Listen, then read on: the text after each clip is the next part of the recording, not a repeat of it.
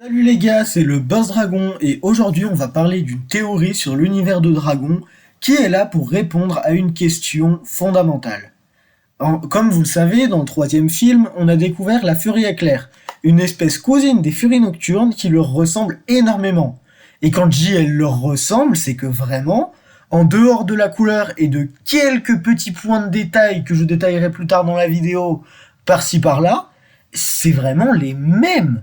Genre, en dehors de la couleur et de ces quelques détails, ils ont une silhouette similaire, une taille relativement pareille, une queue, une tête et des ailes exactement de la même forme. Bref, c'est la même espèce. Mais alors, c'est quand même assez étrange. Pourquoi est-ce qu'on a deux espèces si proches? Parce que dans Dragon, on a bien quelques dragons d'une espèce ressemblante, comme par exemple le Hideux Bragetor et le Rapidopiège, je crois, et le Dramillion et l'aile de la mort. Mais là, c'est quand même différent. Encore une fois, ils sont presque les mêmes. Alors, qu'est-ce qui cause ça? Eh ben, cette théorie est là pour y répondre. Et déjà, on va s'attarder un peu sur leurs différents modes de vie avant de commencer la théorie en elle-même. Malheureusement, on connaît pas grand-chose du mode de vie de la Furie éclair, et les Furies nocturnes, c'est encore moins, quoi. Mais on sait quand même quelques petits trucs. Déjà, on sait que les Furies éclair vivent dans le monde caché. On voit la copine de Croque-Mou dedans, on comprend qu'elle y habite, et on voit d'autres membres de son espèce dedans. Une mère, un petit et un autre à un moment dans le monde caché. Personnellement, j'en ai vu 3 autres. Mais du coup, ça veut bien dire que l'espèce des Furies éclairs vit dans le monde caché, et a priori de ce qu'on sait pas ailleurs, vu que les héros n'en ont pas croisé une seule dans toutes leurs aventures. Mais les Furies nocturnes là-dedans, et bah de ce qu'on sait, ils vivent pas dans le monde caché. Grimmel les a exterminés en dehors du monde caché, et quand on est venu dans le monde caché, on n'en a pas vu. Je veux dire, peut-être qu'il y en a un caché, mais vraiment, si c'est le cas, personne l'a trouvé. Donc, a priori, on a l'air de vouloir nous dire que les Furies nocturnes ne vivent pas dans le monde caché. Mais dans ce cas, pourquoi? Comment ça se fait que ces deux espèces se ressemblent tellement si elles n'ont pas le même habitat? Je veux dire, c'est quand même étrange, c'est pas anodin. D'autant que ces espèces se ressemblent tellement qu'elles sont carrément capables de faire des enfants ensemble. Et ces enfants, si on en croit Dragon les Neuf Royaumes, qui n'est pas canon, mais bon, on va dire qu'on prend cette série en compte, ces enfants peuvent même s'accoupler. Donc ça veut dire que c'est vraiment deux espèces pratiquement similaires. Donc c'est quand même assez curieux cette histoire. Mais du coup, comment ça se fait? Eh ben, comme vous vous en doutez, cette théorie est là pour répondre à cette question. Cette théorie vient de moi. Enfin, en tout cas, je n'ai pas vraiment trouvé d'autres personnes en parlant sur la plateforme, sur les réseaux, etc. Peut-être que d'autres y ont pensé, hein, mais si c'est le cas, j'en ai pas vu la trace. Enfin bref. Et donc, je vais vous raconter cette théorie dans quelques instants, et d'ici la fin de cette vidéo, vous connaîtrez cette théorie qui dit que les Furies nocturnes et les Furies éclairs sont un peu plus éloignés que vous pensez, mais vous allez voir ça dans quelques instants. Et dernier petit rappel, on ne va pas prendre en compte Dragon et le Neuf Royaumes parce que c'est pas canon, tout simplement. Enfin, je sais, un peu plus tôt j'ai dit qu'on allait le prendre en compte, mais ce que je veux dire c'est qu'on ne va pas se servir de Dragon et les Neuf Royaumes pour examiner le mode de vie, etc. Enfin bref, je crois que je vous ai tout dit, donc on va pouvoir commencer cette théorie. Allez, laissez-moi vous emmener sur les traces des tout premiers Furies nocturnes.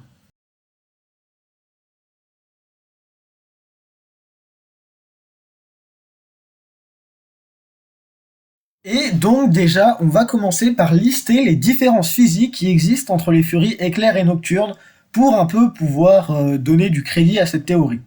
Déjà, un des trucs les plus évidents, la couleur. Clairement, les furies nocturnes sont d'un noir de jet, là où les furies éclairs sont blancs avec des paillettes sur les ailes.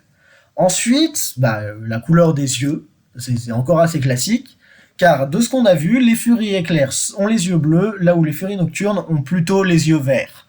D'ailleurs, leurs enfants, les éclairs nocturnes, eux, peuvent avoir les yeux bleus ou verts, et sont noirs et blancs. Ensuite, d'autres théories plus minimes.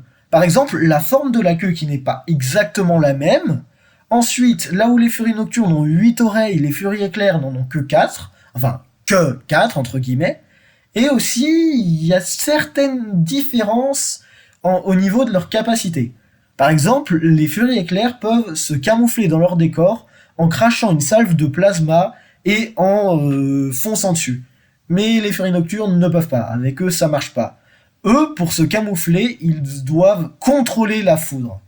Donc ça veut quand même dire que les furies nocturnes peuvent contrôler la foudre, contrairement aux furies éclairs.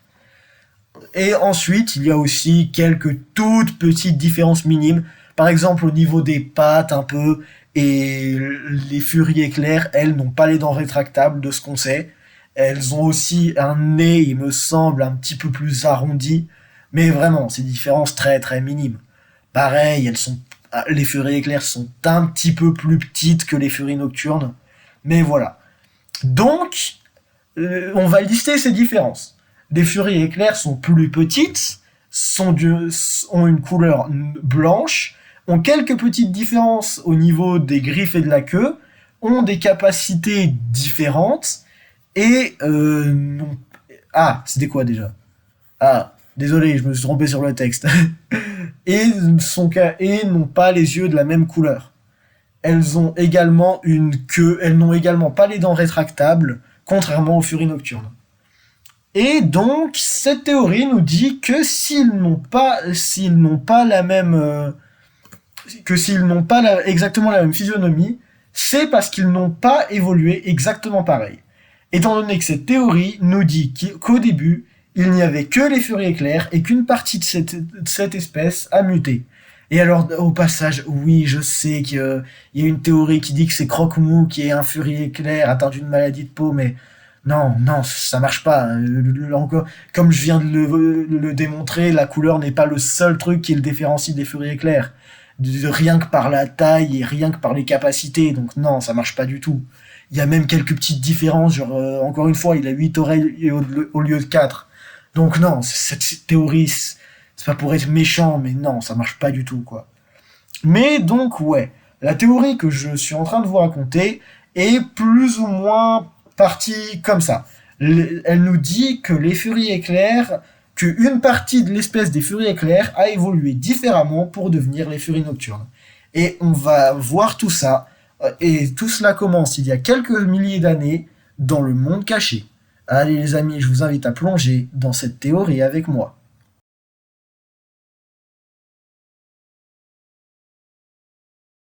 Et tout commence dans le monde caché, il y a probablement quelques milliers d'années, voire dizaines de milliers d'années, quand les espèces étaient encore assez primitives, on imagine. Par exemple, peut-être qu'il y avait moins d'espèces, des espèces qu'on ne connaît plus, qui ont disparu. Peut-être qu'il y avait également des espèces qui existent maintenant mais qui n'avaient pas apparu. Enfin bref. Et parmi ces espèces, il y avait les furies éclairs, des dragons blancs très rapides, très puissants, capables de se camoufler. Bref, des très bons guerriers. Enfin, des très bons combattants plutôt. Et parmi ces furies éclairs, une petite partie se sont petit à petit intéressés au dehors du monde caché. Ils ont levé les yeux et ils se sont demandé si le monde extérieur n'était pas plus beau ou si ce serait pas agréable d'y vivre. Du coup, probablement quelques dizaines, voire quelques centaines de furies éclairs maximum ont décidé de quitter le monde caché et sont sortis.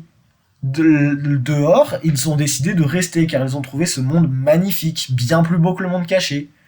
Et alors, déjà, je vais faire une petite pause et je vais vous montrer les espèces de pseudo-preuves. Enfin, pas des preuves, mais voilà.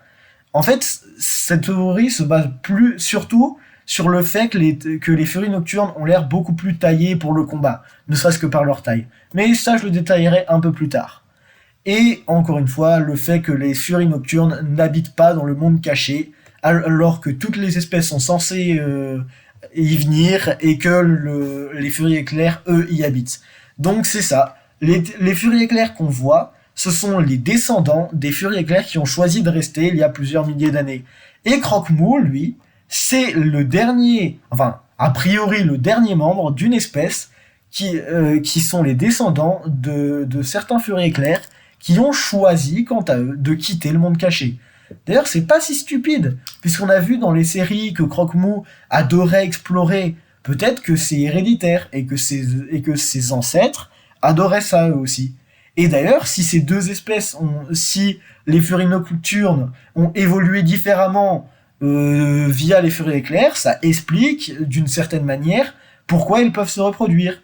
Car techniquement, ce sont pratiquement la même espèce, ils ont juste évolué différemment. Enfin bon, mais nous allons voir les preuves concrètes de ça. Mais malheureusement, enfin non, désolé, je me suis encore trompé sur le texte. Mais malheureusement, ils se sont rendus compte que le monde extérieur n'était pas si tranquille qu'ils le croyaient et ont vite fait face à des menaces.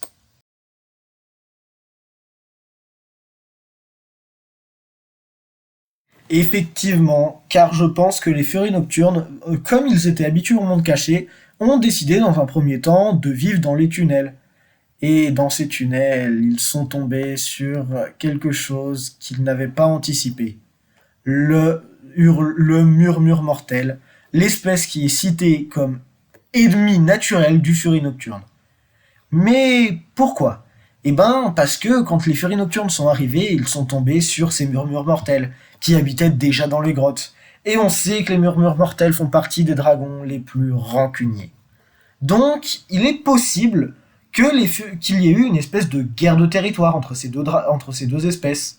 D'un côté, les furies nocturnes qui venaient d'arriver et qui n'avaient pas envie de se laisser faire, qui voulaient rester là car ils adoraient le monde extérieur, et de l'autre, les murmures mortels qui étaient là depuis très longtemps et qui, eux, n'avaient pas du tout envie de partager, enfin, de laisser les furies nocturnes venir ici sans rien dire.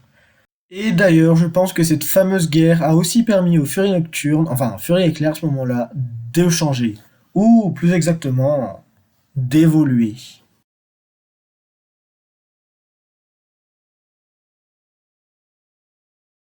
Et oui, en effet, je pense qu'on tient là la vraie raison de pourquoi les furies nocturnes sont si différents. Et on va passer en revue toutes leurs différences avec les furies éclairs et essayer de trouver la raison. Déjà, leur couleur noire. Bon, c'est probablement une des choses les plus faciles. C'est parce que en dehors du monde caché, qui lui est un environnement très lumineux, eh ben ils ont dû apprendre à se camoufler. Ils ne pouvaient plus garder cette couleur blanche qui les rendait beaucoup trop visibles à travers la nuit ou le ciel bleu par exemple. Donc voilà, ça, leur couleur noire, c'était assez évident. Mais pour le reste, ça va être un peu moins. Déjà pour les oreilles, bon, c'est relativement facile à imaginer aussi. On peut se dire que que le nombre de leurs oreilles ont augmenté, car ils avaient besoin de mieux écouter pour entendre les murmures mortels et les autres espèces ennemies arriver. Ensuite, concernant la différence de taille, comme c'est des prédateurs, ils avaient besoin de devenir un peu plus grands pour pouvoir chasser d'autres proies, qui n'étaient plus aussi faciles. Puis le contrôle de la foudre. Alors, je pense que ça c'est plutôt difficile à imaginer, mais je pense que c'était pour arriver comment je pourrais dire ça. Je pense que cette capacité, ils l'ont débloquée pour pouvoir faire face aux écrevasses, qui étaient probablement également l'une de leurs espèces ennemies les plus, enfin, l'un de leurs plus grands rivaux. Effectivement, les écrevasses sont capables de contrôler la foudre. Et d'ailleurs, s'il y a également eu un conflit furie nocturne écrevasse, ça explique également pourquoi il y a si peu d'écrevasses. On en connaît un, voire deux dans toute la série. On ne sait pas exactement si c'est les mêmes à chaque fois, mais bref. Donc voilà. Et puis pour les autres différences, c'est parce c'est parce qu'ils avaient besoin d'être plus grands, d'être plus rapides, etc. Même le fait que leurs dents soient rétractables peut s'expliquer aussi, parce que c'est surtout chez les chasseurs qu'on retrouve ça. Et donc voilà. Selon moi, si les furies nocturnes sont aussi différents, c'est parce que c'était à la base des furies éclairs qui ont évolué en dehors du monde enfin qui ont quitté le monde caché et qui ont dû évoluer en dehors. Et d'ailleurs, ça explique même pourquoi les furies nocturnes ont été soi-disant exterminées par une seule personne. S'il y en avait très peu dès le départ, ça rendait la tâche plus facile. Enfin bref, cette théorie est maintenant terminée. Si elle vous a plu, je vous invite à vous abonner pour ne pas rater mes prochaines vidéos et à me le dire en commentaire. Allez, c'était le Boss Dragon, salut les gars!